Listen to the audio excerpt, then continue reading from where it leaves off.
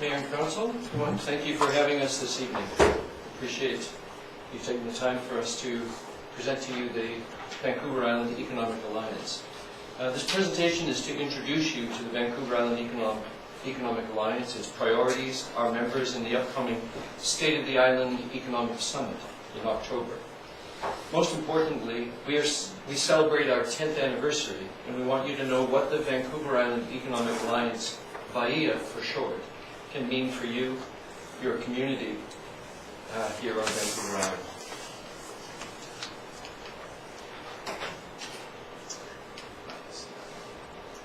Everyone's probably It's slow. Just be patient. I can put that on the list. It's not in the budget. The Economic Alliance is the only non-government organization representing economic interests for all of Vancouver Island. We are an independent, non-profit member organization. VAIA is not a chamber of commerce, we're not an economic development corporation, and we're not a government agency. VAIA works with chambers, economic development corporations, government, and First Nations. We also work with business, industry, institutions, and other non-profits with common goal of seeking competitive advantages for the Vancouver Island economy.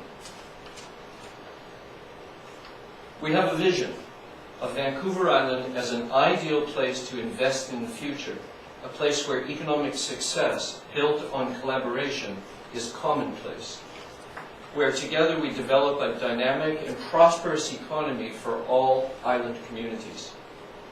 To this end, the Economic Alliance takes on projects to help increase awareness, build economic capacity, and attract investment.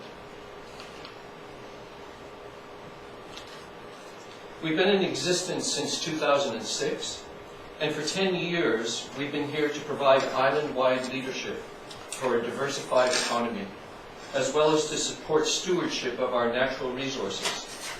In many ways, the Economic Alliance is a meeting place for ideas, where opportunities, challenges, and trends are identified, solutions sought, and actions taken.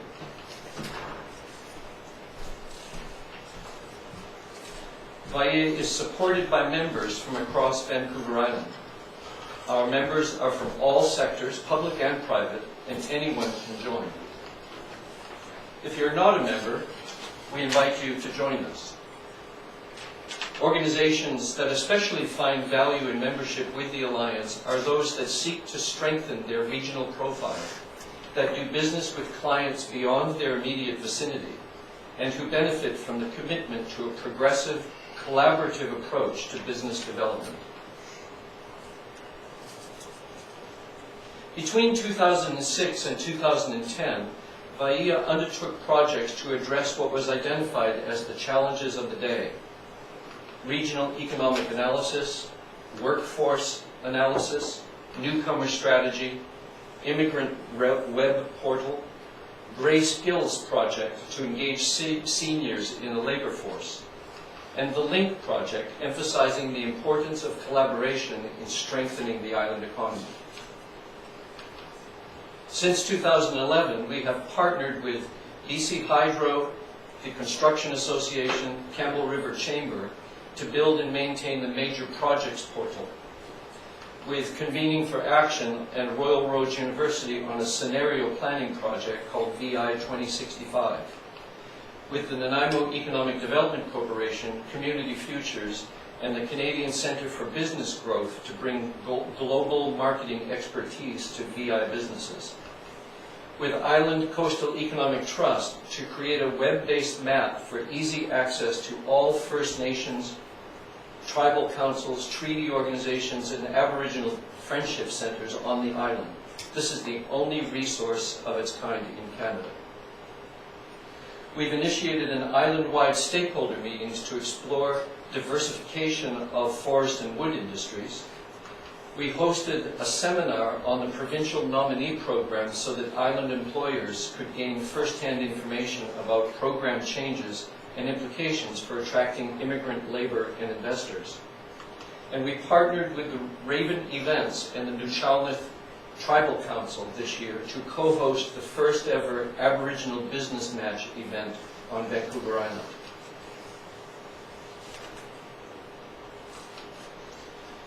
In 2015, Vaia published the first annual State of the Island Economic Report to provide accurate island-specific economic data to help investors and decision makers understand trends in the island economy. This report was released in its printed form at the 2015 Economic Summit and is now available on our website. We've since learned that this is the only report of its kind that addresses the economy for an entire region in the province of British Columbia. We saw a need for regular, user-friendly access to island-specific economic information. Strong feedback shows that this report is being used extensively by new investors, businesses, and local government to help guide decision-making. The second annual report will be released at the 10th Annual Economic Summit in October. Well, Mayor and Council, it's good to be back in Chambers. And George, as President of VIA, has invited me as the local board member to tell you a little bit about the Economic Alliance State of the Island Summit. I know the mayor's attended the past. I'm curious, any other council members have attended the summit before? No? All the more reason then for me to fill you in and really try to explain how it is the annual business networking event on the island. You know, anecdotally, last year we had a first-time sponsor and trade show exhibitor who told us they made more connections with qualified business leads in the first hour of the summit than they anticipated for the entire event. And other feedback from a delegate told us that the summit was the best conference in British Columbia and a world-class event by any standards. And so what makes it so special?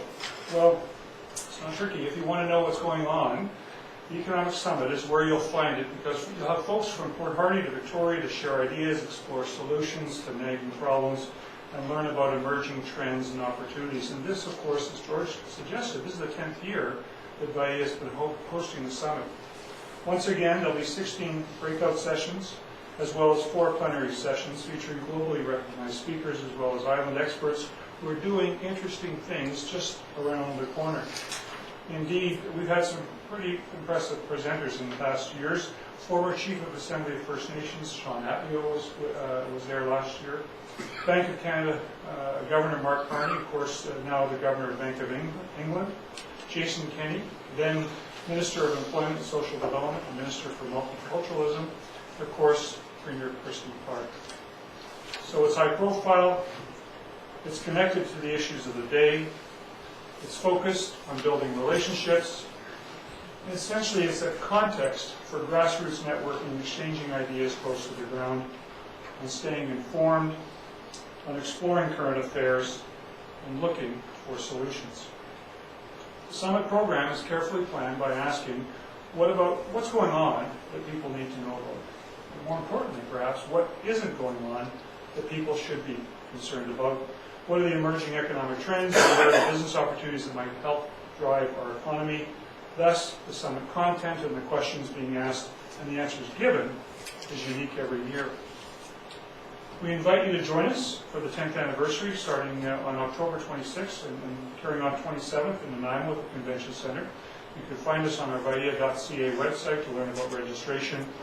And remember, this is something that George touched upon. Everyone who attends receives a copy of the 2016 edition of the State of the Island Report. I'll leave a couple copies back here. This report's been very well received and very well prepared by our colleagues at NNP, Mars North and NNP.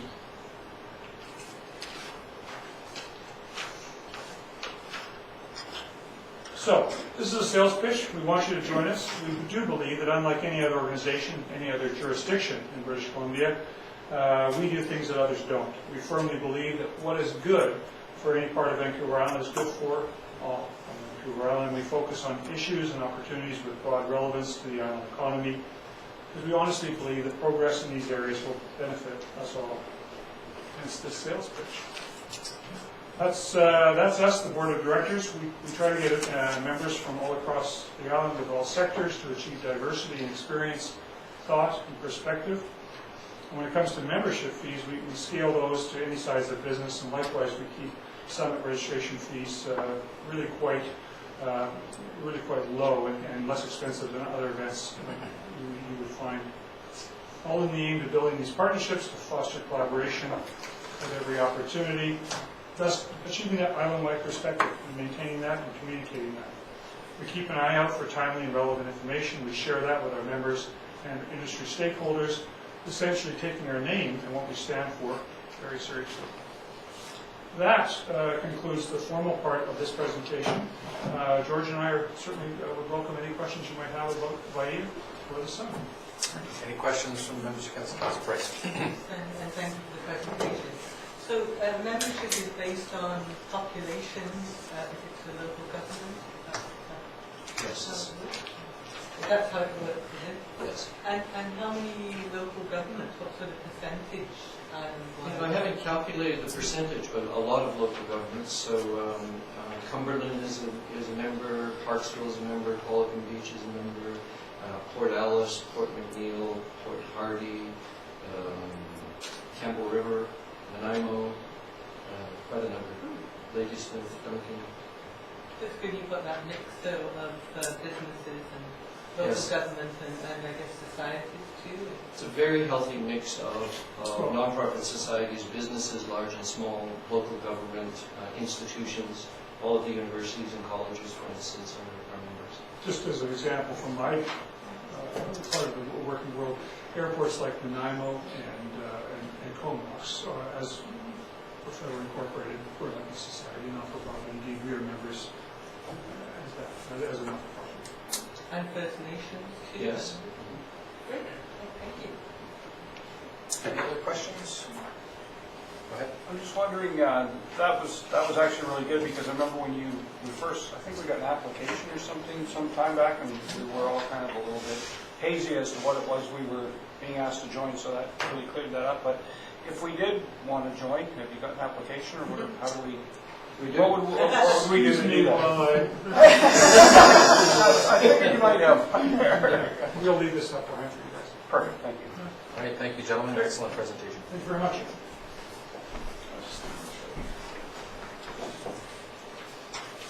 Thanks very much. Okay, cheers. And our second delegation this evening, Bruce Curtis and Ann Davis from the Community Justice Center. Welcome. They're going to talk to us about the renewal of the Critical Incident Response Protocol. Thank you to Mayor and Council for the opportunity to address you today. And before I begin my remarks about the Critical Incident Response Protocol, I would like to take a moment to thank the town of Comox for appointing members to our Board of Directors over the years. Their input has been and continues to be valued by our organization, so I thank you for that. Beginning in 2006, at the invitation of the provincial government, the Community Justice Centre began the process of engaging the Comox Valley and working toward a critical incident response protocol. 3 years of work involved many meetings with groups, agencies, organizations, and municipal government council members, resulting in a consensus draft of the wording and a final report. Following those 3 years of collaboration, in a public ceremony at the Comox Big House, the protocol was signed in May 2009 by 43 local governments, agencies, social service organizations, and other cultural groups.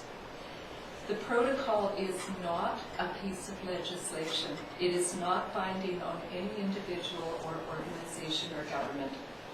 The protocol is an agreed-upon guide for action by both individuals and organizations in the face of racism, homophobia, and hatred, whether criminal or non-criminal in nature.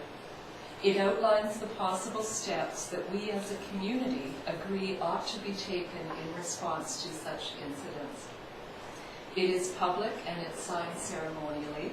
The 2009 ceremony was one part of the public education around the protocol. Since the signing of the protocol, the Community Justice Centre has received 7 reports, which is an average of 1 every year since 2009. And the Justice Centre and other signatory agencies have responded positively to those incidents, providing support and counsel to the victims and, in some cases, dispute resolution services for the parties involved. The Comox Valley Protocol has been very positively regarded by the Multiculturalism Branch of the Ministry of International Trade, Officer Terry Wilson of the BC Hate Crimes Team, and at least 3 other BC communities who have modeled their protocols directly on ours. It was also the subject of a keynote address and panel presentation called Dealing with Hate Crime, a Community Response, at Embracing Difference Engaging Community, which was a conference attended by 500 participants in 2012. The protocol forms the basis of a wide range of public educational activities by the Community Justice Centre. The work since the signing has included responding to critical incidents when requested, developing further educational programs, and initiating community events that promote the goals of a respectful, accepting, and inclusive community. The proposed revisions and amendments to the protocol, which I believe you have in your packages, are focused on the impact of social media, which was not nearly as present in our lives as 2009. It's incredible how much the world has changed as it is now, and the use of social media in promulgating racism, hatred, and homophobia. So beginning on page 10 of the document, specific amendments relating to social media are identified. Documenting and reporting, identifying the level of threat, identifying the content author, which could involve requesting support of the RCMP Cybercrimes Unit if a criminal offense has been committed, initiating contact through a signatory agency or through the RCMP. On page 15, social media recommendations are incorporated into the Continuum of Response chart. The Continuum chart, which is on pages 14 to 16, is the heart of the protocol, in that it identifies what actions individuals may take, having due regard for their own safety, and what actions and responses are more appropriately undertaken by organizations or law enforcement agencies. The call for local government response is listed on page 17. It includes promoting acceptance and supporting diversity through public comments, participation in diversity events, and by adopting policies or reviewing existing policies to ensure they are consonant with the protocol. For our part, the Community Justice Centre will continue its work in the area of public education. Since the protocol was signed, we've presented over 30 events of various kinds to promote acceptance and support diversity in the Comox Valley. The Community Justice Centre has received provincial and national awards for this work and is recognized by the provincial government for its excellence in diversity, the presentation of the government's NACICA, am I saying that correctly? NACICA Award in 2013, and by Simon Fraser University with the awarding of the Hummingbird Award for work towards building and sustaining a healthy community. So we thank you for your attention and interest. We hope you will decide to become a signatory of the 2016 Critical Incident Response Protocol. We look forward to your representative joining us toward the end of summer to participate in what will be a powerful and moving signing ceremony at the Comox Big House. And we welcome any questions that you may have. Great. Questions from members of council? I don't see any. We can go ahead if you... So we are a signatory on the original. Yes. Absolutely. As a matter of fact, I notice now that you have on your wall okay. your witnessing ceremony gift from the ceremony. which was a commissioned print that we had from Andy Everson that was specifically designed and given exclusively to us to distribute. So I guess we just need to pass a resolution to block that. And we'll bring it back to council in a couple weeks' time. Thank you very much. We did receive your correspondence officially at Committee of the Whole last week, and so people had a chance to look at it, and that's probably why you don't have a whole lot of questions. Well done, thank you. Thank you.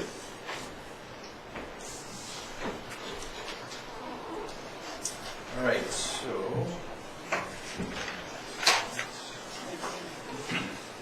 we do have now minutes of meetings for approval and receipt. So the May 18th regular council meeting minutes for approval. Move approval. Second.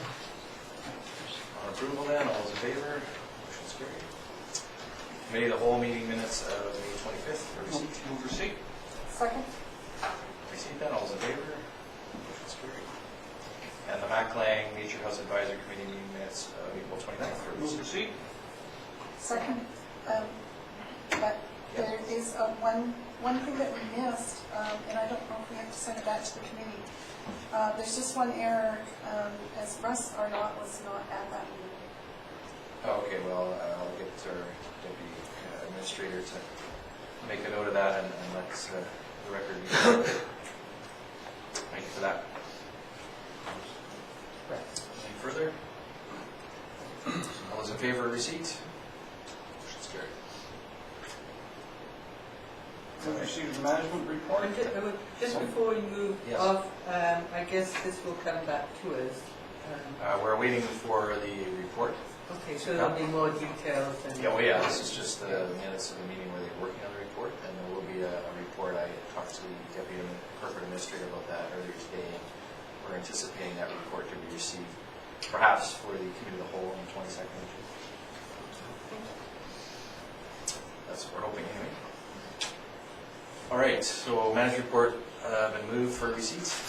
Is there a second? Second. On that, all those in favor? Motion's carried. Yes? I can provide a bit of an update on the marina.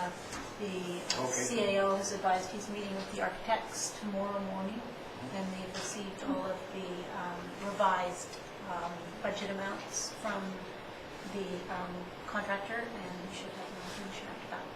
Excellent. Good. Glad to hear that's what we want. I know that the PIA is very interested in this process. Chatting with them these days. All right, good. So we've received that. Do we vote on receipt? I think we did, yeah. Yeah, we did.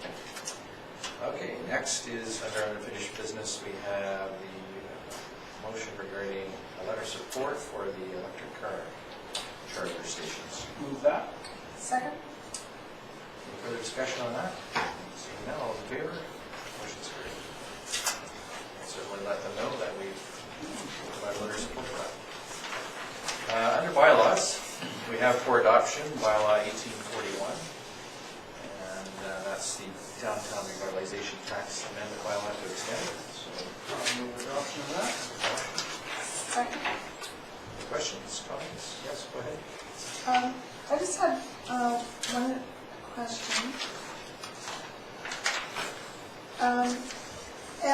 Around the project construction, if it doesn't commence on or before the 1-year anniversary, what happens? You just, It's not, you're not eligible for the tax exemption.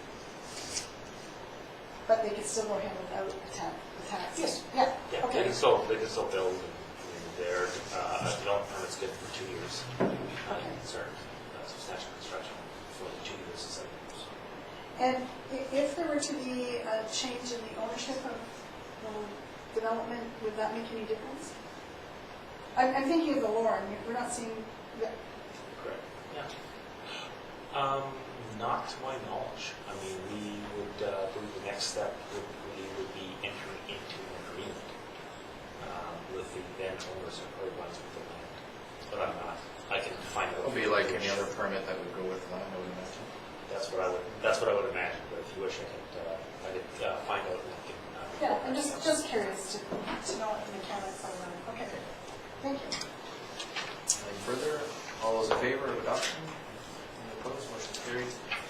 also that the planning procedures amendment bylaw 1842 be adopted. Move adoption. On adoption then, all those in favor? Motion's carried. Under new business, we have a development variance permit application, EVP 166-274 Butchers Road. I will move that. Second. Doesn't be issued, subject to permit conditions listed in Schedule 1 of this report. On that, any discussion? We got one email in support, so nothing else. Correspondence-wise? All those in favor? Motion's carried. Just under new business, I was just wondering regarding the Vancouver Economic Alliance, if we would want a notice of motion, or I'd like staff to just give us a little report, because I didn't catch how much it cost or any of those things. $1,000. Okay. So would you like a notice of motion then that we join, or could I? It would actually come back to council as a matter of course. Is in it going 2 to come weeks' in? time. Okay, I'll leave it at that. Yeah, we'll bring it back. Okay. Some discussion. Yes. Yeah. Absolutely. Yeah, we'll make note of that. Anything else under new business? Seeing none. Correspondence, we have the annual letter regarding the Nautical Days 4-mile road race. Move receipt, move the Correct permission? direct permission, yeah. All right. Councilor McKinnon, you running anything this year? Hoping to. Part of your training for the World Masters Games. I heard you back. Yeah. All those in favor? Motion's carried. We have similarly another event, again, an annual event, the Yana Ride for August 21st, so motion to receive and grant permission. I will do that. Second. Any discussion? Yeah, all those in favor? Motion's carried. If you're interested in signing up, sign up early. It sold out last year. I think they were scalping tickets, but How much did you make? I gave mine away. I couldn't do that baseball game. All right, and then lastly, we have a letter from Karen Kratz just thanking the Public Works crew for their work on installation of water main. I will just receipt. And on that, all in favor? Motion's carried. So that brings us to the end of the agenda for business items. No other late items or delegations, so reports of members of the council. So we'll start with Councilor Price. Yes, I attended the Comox Archives and Museum Society monthly meeting. I was also at the local Heroes Award, the first annual one, which actually hosted at our fire station, which was wonderful. It was very moving and very well organized. I also took part in 2 UBCM conference calls, one for the Economic Development Committee and one as a member of the nominating committee. So you have up till July the 29th to decide if you want to put your name forward for UBCM executive position. And I also attended the Regional District Board meeting yesterday, which was basically approval process of the matters that came to the committee as a whole. Motion. All right. Councilor McKinnon? Yes, I attended on Friday, May 20th, the Comox Valley Multicultural event at the Comox First Nation Band Hall. On Monday, the Cumberland May Day Parade. On Wednesday, the Fort McMurray fundraiser that was held in Cumberland. Thursday, I went to the Water Treatments Option Study, Watershed Protection Plan, CVRD open house at the Westerly in Courtney. On the 27th, the Maple Lake Committee meeting was held in Cumberland, which I attended. Relay for Life barbecue at the Courtney. Of course, the 20-year employee executive assistant Lowell's retirement function at the Black Town. Thanks so much to the organizers for that. It was very appropriately well received and appropriately done. Also attended on Saturday the Salish Seafoods in Comox hosted a Yana barbecue. Thanks to them for doing that. May 30th, participated in the Bike to Work Week kickoff, Comox to Courtney. I actually made it to Courtney, which was amazing.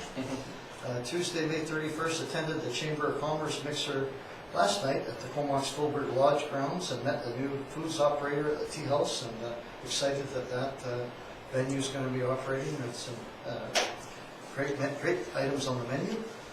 Today attended a climate change scientist speaker at North Island College and the Comox Valley Homeless Coalition meeting at lunchtime.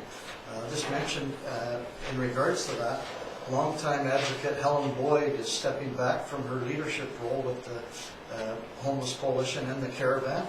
And she's a Comox resident who has been so inspirational to many of us with her work with the disadvantaged folks. So if you happen to see her, please pass on thanks from all of us.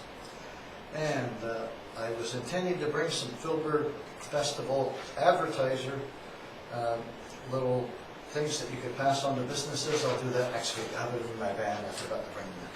2 weeks, we don't meet next week. You can come. Councillor Martin. Thank you. Attended the open house for 1700 Balmoral Avenue, which was very good. I was very impressed with their plans and everything they had on board. It was, I suppose, relatively well attended, wasn't it? Also attended the local hero awards, and I was particularly pleased that this year they included the youth, having a particular interest in the youth.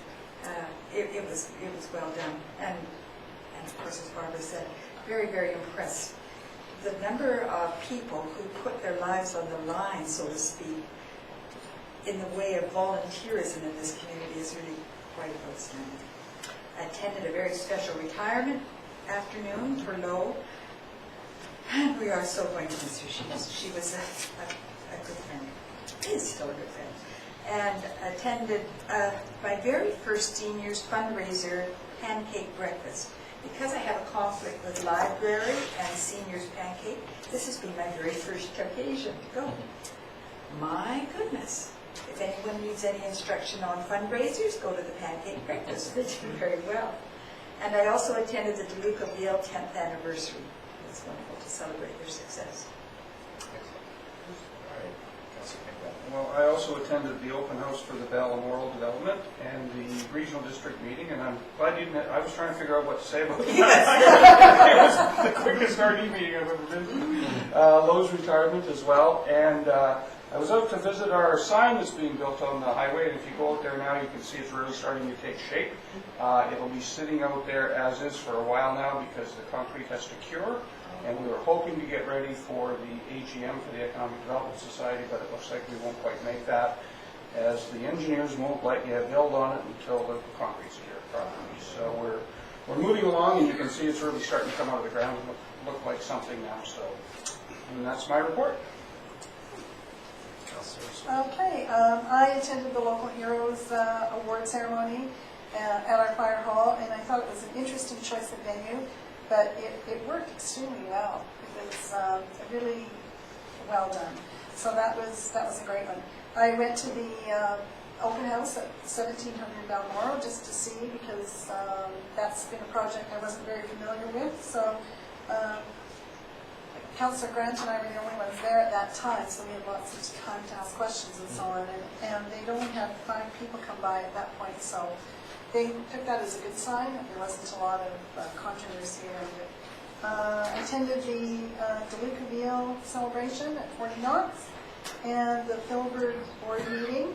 And I have to say, the Filbert board is so pleased with the water lines that have gone in just recently, and also the paved pathway from Comox to the chicken coop. And so they're extremely excited and pleased with those 2 projects.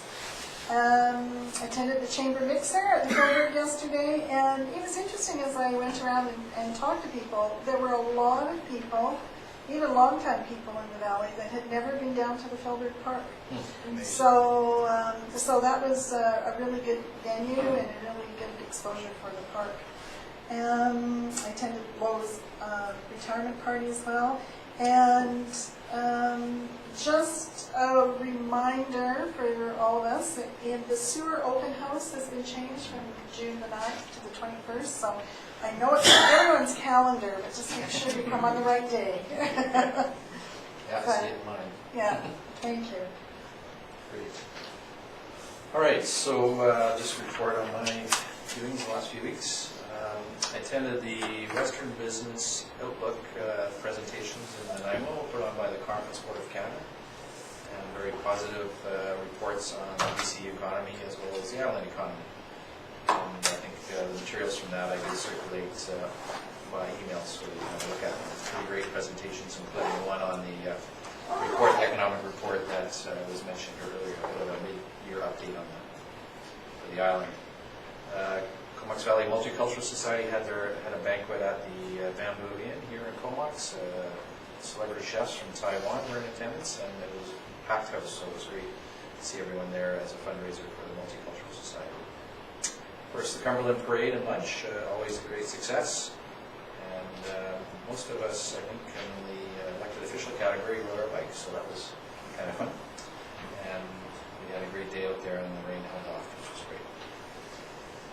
And it is now sort of beginning the season of graduations and parades. Air Cadets and Sea Cadets were one of the events I attended recently. I think the Army Cadets are this weekend, so I think one of the acting AR counselors is going. The honorary colonel for 19 Wing was changed as well, and that's Don Houston, who's been a great champion for 19 Wing Comox, and he's giving way to a guy named Jeff Skibbert.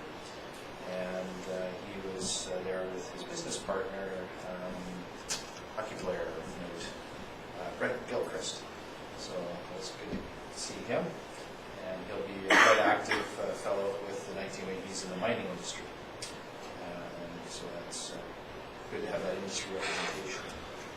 The Boys and Girls Club had their golf tournament, so that's why I wasn't at the Local Heroes thing, and I know you were at that. And a good time was had by all there for a good cause. Lucaville 10th anniversary, Chamber of Business Mixer, Rose retirement due, and then today at lunch I attended the Chamber of Commerce lunch and launch presentation by Kevin East, and the new owner of the Winchucks Coffee Shop on positive leadership. So there's some good information there. And I believe that's my report. Any questions from the media at this time? And there's one member of the public here. Is there any questions for us? All right. So I believe that takes care of our agenda. Next meeting will be in 2 weeks' time. That'll be a regular council meeting minute. No committee poll next week. And with that, I ask for a motion to adjourn. Move. Second. All those in favor? Meeting adjourned.